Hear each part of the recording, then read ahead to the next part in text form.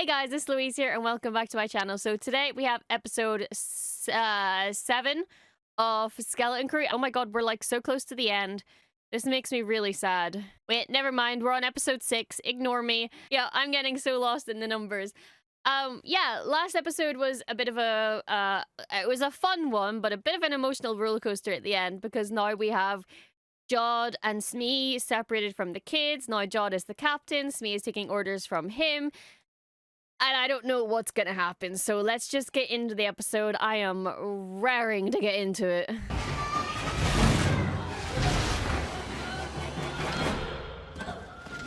Ouch. I mean, it was an easy way out, at least. KB! KB! KB! Are you okay? What's wrong with her? Sometimes her augs go bad and then she can't move. So, when her parents said that she was sick, and I said that it was maybe the electronics are like keeping her alive, I wonder if that's the case here. You're gonna be fine. Interesting. Okay, okay.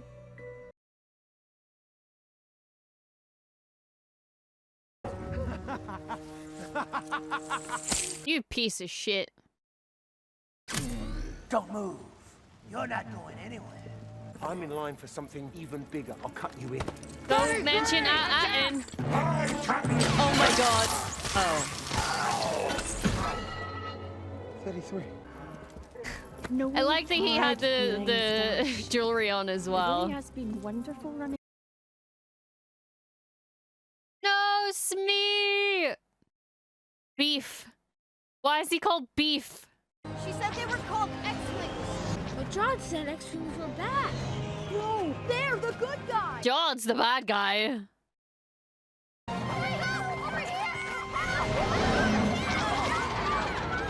Yeah, they're not gonna be focused on you. I have the coordinates home and everything. So it's in your brain? Perfect. Hell Fly yeah! back to our ship. You are okay, right? I don't think okay is the I just word know at when this he's gonna fight point. me on climbing the cliff. If there's something so important that you want to tell me, then go ahead.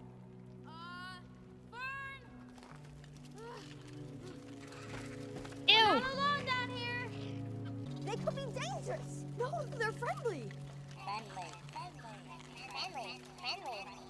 See, they can talk. Okay, they're That means actually they're really intelligent. They cute. can help. No way.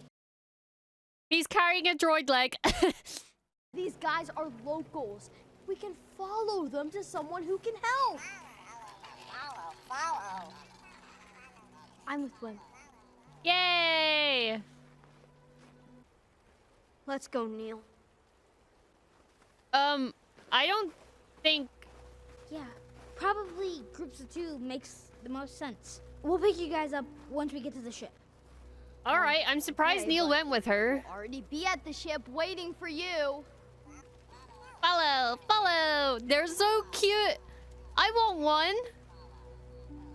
This makes me sad. They really should not be splitting up in a place like this.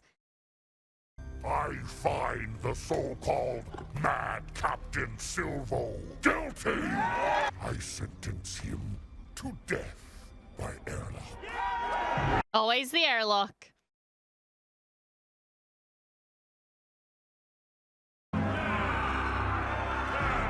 What's up with her? Does she have a soft spot for him? Most gracious. Equal time will now begin. God, his voice! Eesh!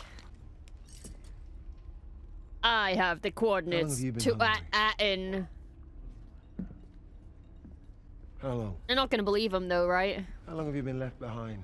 Of brand new Old Republic credits. Tack Rennet is dead. Tack Rennet soared away, away, aboard the Onyx Cinder. And never was he seen again. Star Wars sea shanties, let's go! What's the last line? For at Atten he did plunder. For at Atten he did plunder. You're saying stories are true. The plasma's getting low. I'm saying We'll go see this at Atten. If there's no treasure, you're going for a little ride. Oh my god, he's terrifying. Wow. Do you think SM-33 is okay? KB, do you... I can't move. My ogs are corroded. Corroded? What should I do? Stop. If something happens to her, I'm gonna be so upset.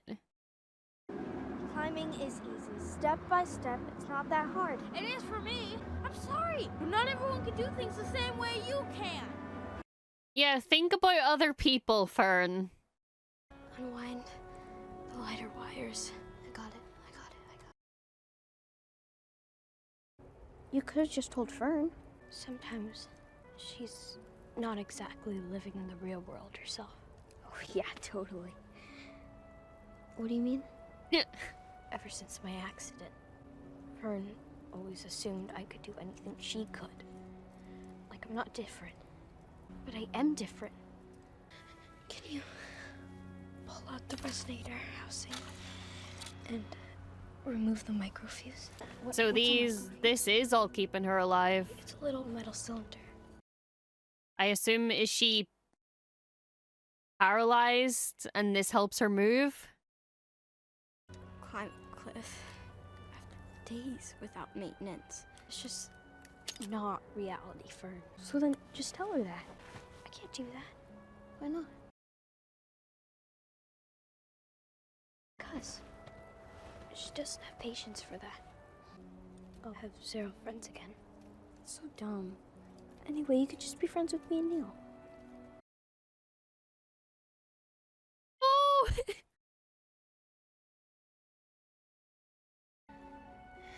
Melt the wires.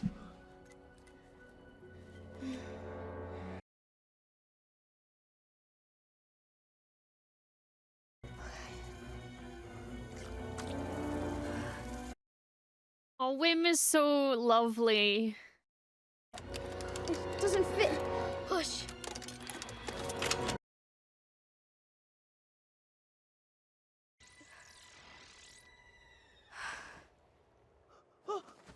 He's just gonna need a second to reboot.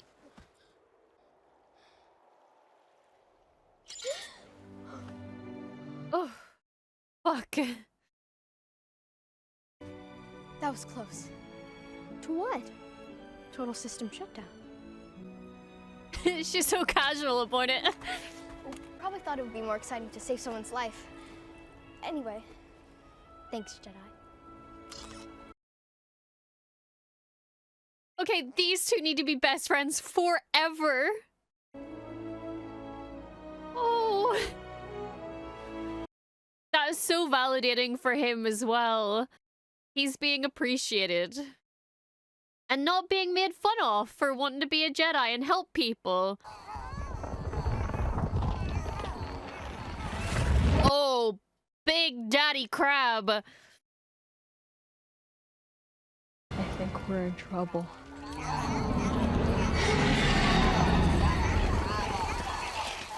What do you do in this situation? I'm ready to jump for it. Wait! How come? It's Wim and KB! They're over there!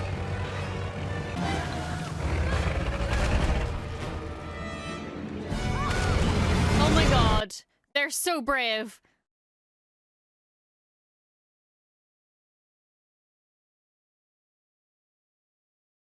Well, at least they have the ship, kind of. Neil, that was amazing! We're getting good at falling. Well, let's make that the last time. KB, are you okay? Wim helped fix my Ogs. Yeah, we made a new microfuse for her resonator housing and then you saved us! Yeah, but I never should have left you guys. I'm sorry I was being No! You were amazing! And you even got the ship and everything? And me and KB were... Yeah, I am so sorry for not listening. No. I'm sorry. I'm gonna cry again. I was afraid to tell you when there's things I can't do. It's okay. You're my best friend. My best friend. Do you guys hear that? Oh. I very much relate to KB.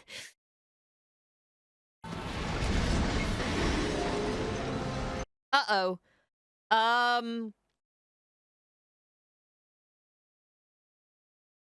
That's not good.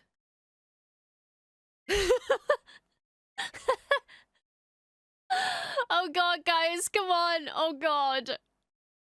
Anybody know how to start this thing? I watched 33 and John do it. Think it was something like this?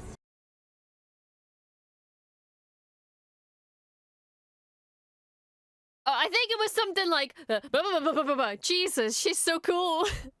KB, who's gonna fly the ship? You are. What, me? You did it before with John. Just wiggle it around a little bit. Dude, this is some horror movie shit. I'll steer. Neil, You know what? Throttle. John may be an asshole, but he really taught them well, didn't he? Let's go, Wim. Yo, he's so cool. It's too invincible! Almost ready. Now! Oh no, it's holding on. Oh no. Oh no. Just a cheeky little jump to hyperspace. I'm kidding. Oh god. The emergency hull demolition sequencer. The 33 said never to touch. He said never, ever, ever touch it. Well, I think we're about to.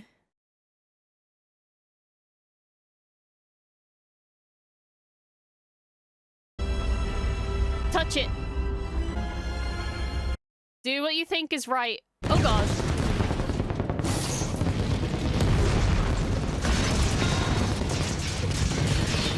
Oh my god. Oh. Oh, it takes the shell off it? What? Wait.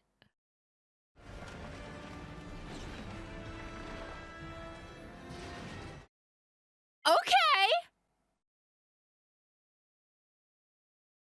All right, slay. Okay. That is a beautiful ship now. Wow. When's it on the new ship? That was not what I was expecting. It just like came out of a shell.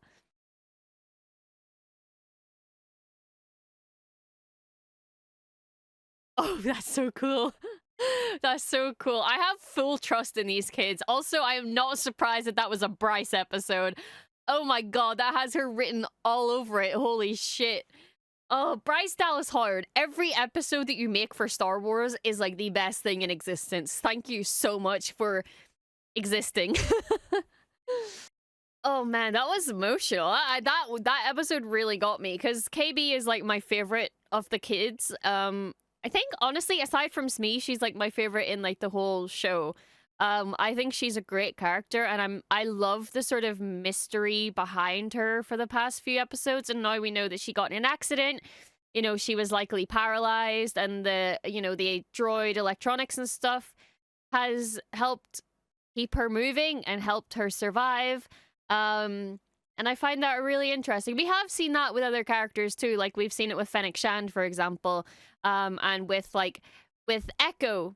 We've seen it with Echo a lot. You know, he was part droid at this point, and yeah, I get annoyed at Fern, but like she's a kid. They're all kids, and they all make silly decisions, but also she thinks about herself and she thinks she's right. You know, she is the captain and the leader kind of thing. But she did help Neil when he was struggling. She did find a way to help him. You know, she did apologize to KB. Like, you can't really hold anything against her. Like, she's a kid.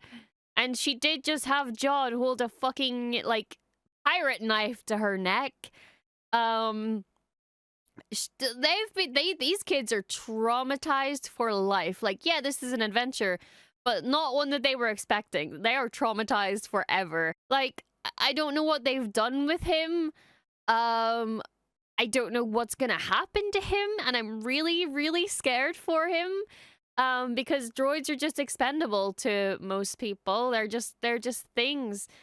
I don't really think Brutus would have an emotional attachment and sort of be like, oh, we need to get Smee back up and working, unless they need the coordinates from him, I guess. But, yeah, I don't know, man. I don't know. This show is so fucking good. And honestly, I think this could become my favorite Star Wars show. I think they have put so much into this, and it is like the coolest story and the coolest scenes, and it's like, it's nothing that we've seen before in Star Wars, and it's so much fun, and I'm enjoying myself so much, even though this episode made me cry, but I'm still enjoying myself. That ship, the way that it just like shed its skin like a lizard, that is so fucking cool. You know, when they said about like the demolition sequence and stuff and everything started blowing up, I was like, well, fuck, what the hell is gonna happen? I didn't expect another ship to come out of it. I love that. I think that's such a cool defense mechanism, and I'm surprised we've never seen that before, but I love it. It's so freaking cool. If I was one of them and I was on that ship, I think I would have just, honestly, just like sat down and cried and had a panic attack and then just passed the fuck out. Like, you saw the way that Neil just kind of like passed out when Smee was like coming over and like, limb for limb. I would be that in every situation. I wouldn't have even made it this far. I would have had a panic attack and like spontaneously combusted. Like, this is not something I could have handled, especially me as a child. Me now, it's bad enough me now with my anxiety, but me as a child would have no fucking idea what to do. I would just be like, well, I'm dead, I guess. Like, I don't know, man. I don't know. It's making for very good storytelling, and it's making for really good character development between all of the kids, especially with Wim. Like, he's always wanted to help people. He's always, like, cared about others, and he's been made fun of for it. Like, the girl that sat behind him, like, made fun of him, and, like, they made fun of him when they were playing lightsabers, and I feel bad for him because he's just a nerdy little guy who has dreams and ambitions that others might think are way out of his reach. And while, yeah, they may be, he's still able to help people in other ways. And he managed to save KB's life. And she didn't even, like, make fun of him. She was just like, yeah, thanks, Jedi. Because she knows that that's what he dreams of being. And you know, she doesn't judge other people, and I love them both so much. I adore their friendship. It wasn't like a friendship I ever really saw happening, because I more thought that it was gonna be Wim and Fern were gonna have to like figure themselves out, and they would become really good friends. But I didn't really expect for Wim and KB. But I guess they are both sort of innocent, like soft and sweet kids, and they think about other people, they care about other people. So does Neil, of course, as well, and you know, Fern. But I think their personalities, for them two, I think they match. Fern likes to show that she's confident even when she's not, and she will take up the leadership role when she feels the need to. And Neil is just an anxious little baby boy who also wants to protect everyone. I've said this before, but I think they've casted this perfectly. I think the actors have done such a good job of these, like, portraying these roles. Because, again, it feels so natural. And also the characters, the way they've been written as well, is just so good. Hi, it's me, just jumping in here after this episode, after I've already finished this episode. Please ignore the weird screen you're seeing right now, but I did not want to turn my camera on.